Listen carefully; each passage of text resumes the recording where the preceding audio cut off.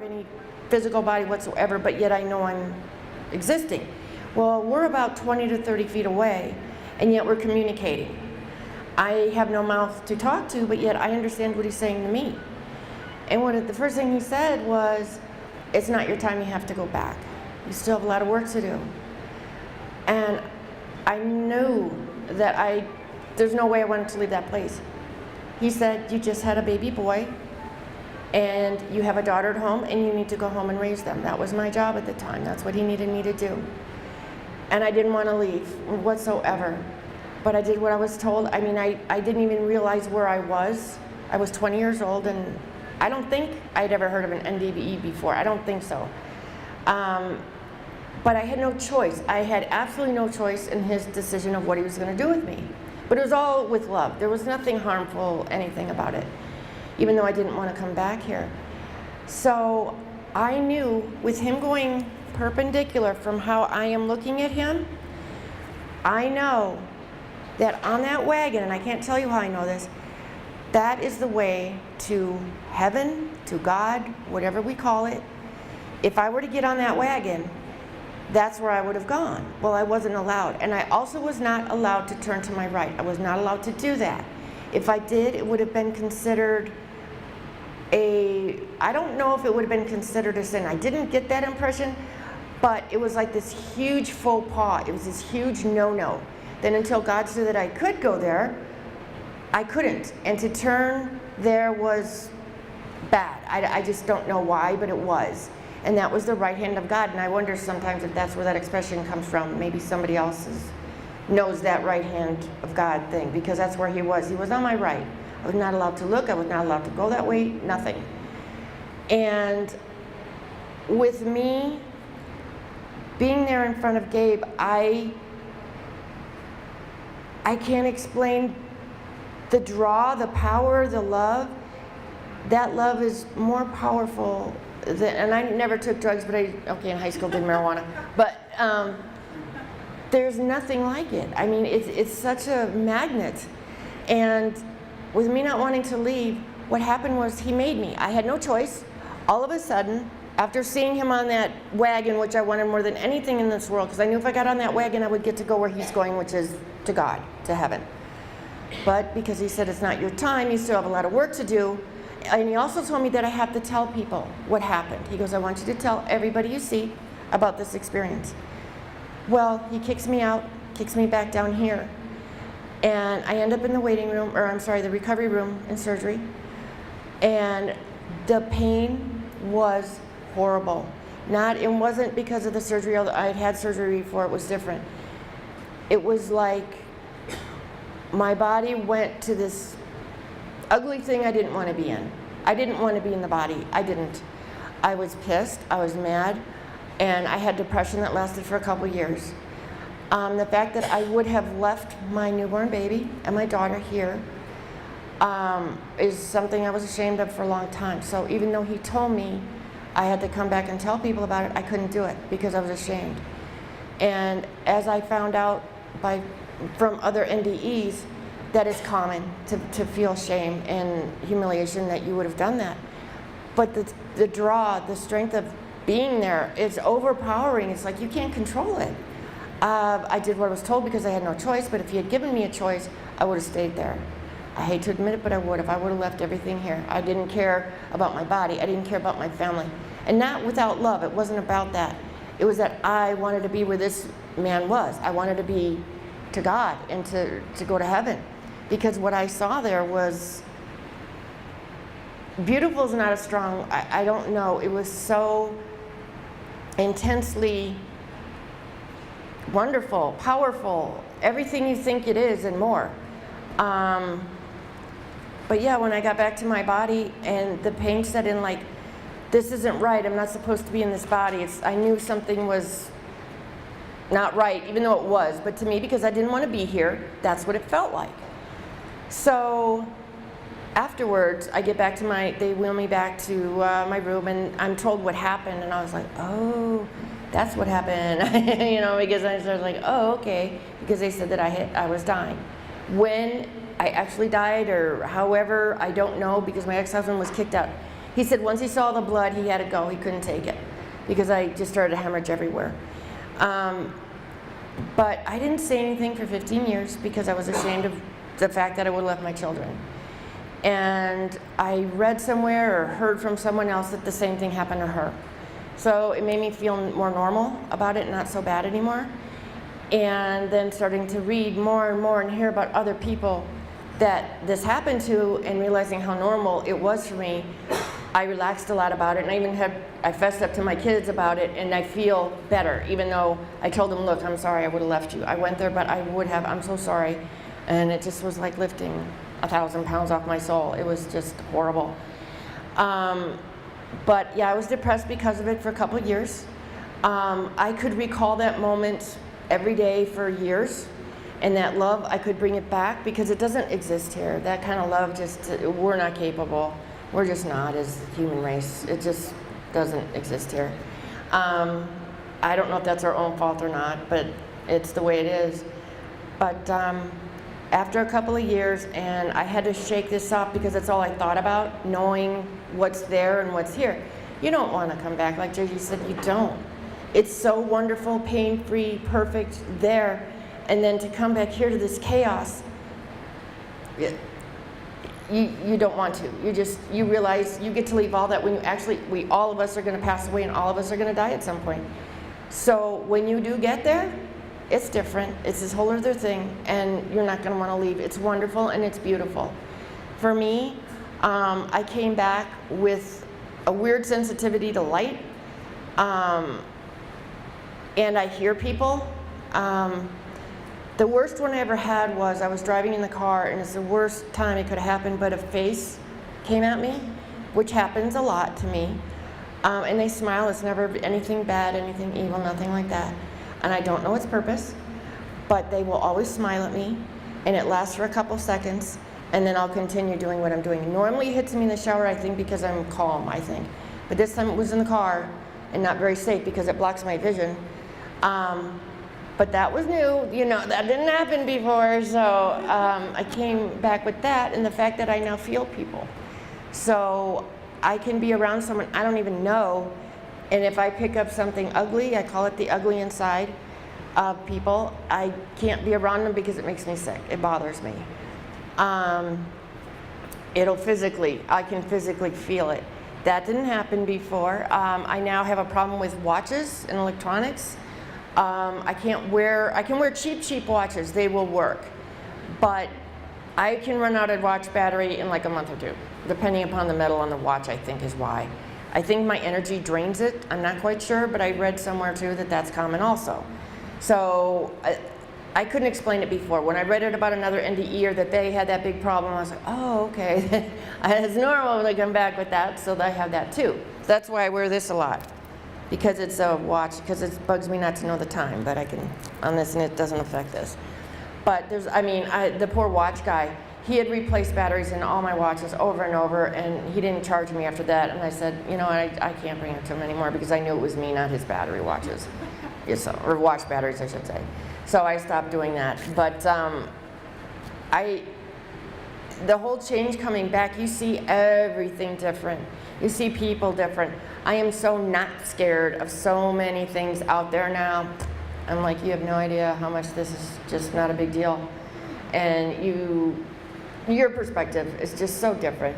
And like JJ said, I work with people now with Alzheimer's, Parkinson's, dementia, lots of physical and emotional situations, a lot of that with the elderly people.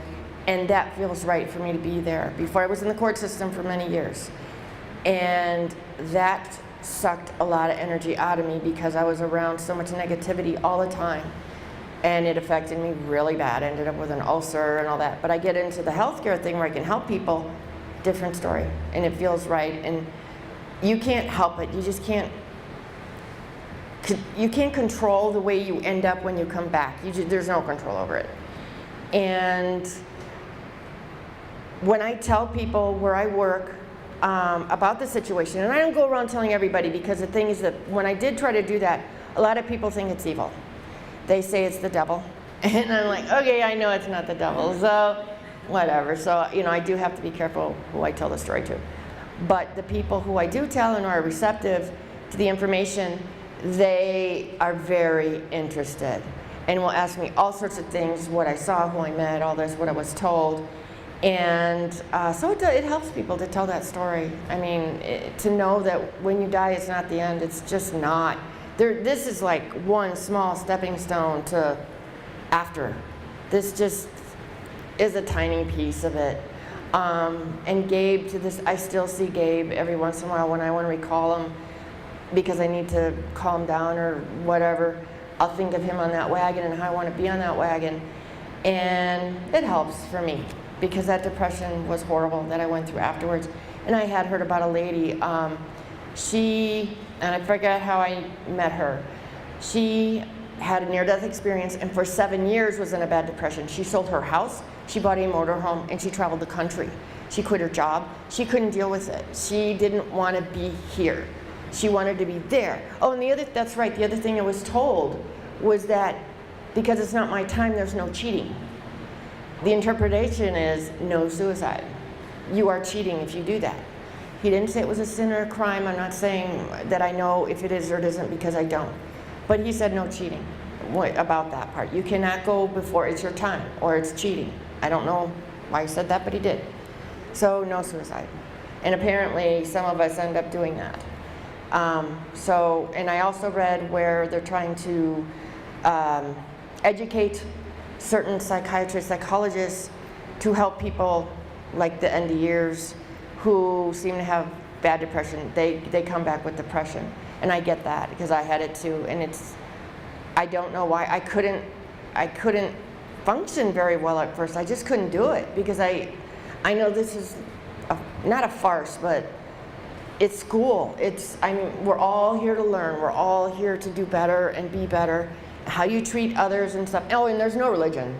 That's the other thing. If you go there, there's no religion. There's no priest, there's no rabbi, there's no bishop, there's nothing. It does not matter. Nothing. So when I hear someone say, well, you're going to hell because you're not this and this, I'm like, trust me, you're in such a surprise when you get there. Because it's so not relevant. It's just not relevant. And the important thing is that you learn, however you learn about God and being a better person, however you get that experience, that information is good. Right, but there's no right or wrong religion at all. So long as you're a good person, you are following God and all that. That's what matters. It doesn't matter how you get there, but no, you're not going to go there and see a priest and a rabbi and all that. No, not at all. It's so just not part of the process at all, Yeah.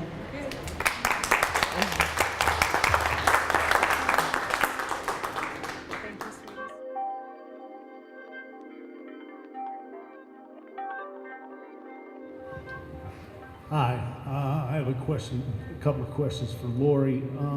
First of all, you said you were raised Southern Baptist. What do you consider yourselves now? I like to call it universal truth because all the near-death experiencers that was feedback. Okay, there we go. No matter what your religious beliefs are before the near-death experience, or if you didn't have any, because a lot of people are agnostic or atheist before they have the NDE, most of us come back realizing that religion is a man-made, as Susan was indicating. It's a man-made thing. I know that most religions were started by somebody who had good intentions. The problem is that usually over time, man would add some things that would manipulate, or woman. Maybe, but so I call it universal truth, and so I say that I'm just spiritual and I don't put a label on it anymore, because one of the biggest controversies is about hell. And when people talk to me about hell and their fear of hell, or when I was doing hospice nursing and a Catholic person was holding on, and they are not going to die no matter what, even though we've said for the last week, we've told the family, don't worry, that's like any minute now. And you finally get with them, and you're just with the patient individually, and you finally just say, why aren't you letting go? And it's like, because I am so afraid of spending the rest of my eternity in hell. And one of my messages in my 30-year nurse career was, I got news, there is no hell. And let's just pretend for a moment. I would ask the patient, do you think you're going to take your physical body with you when you die?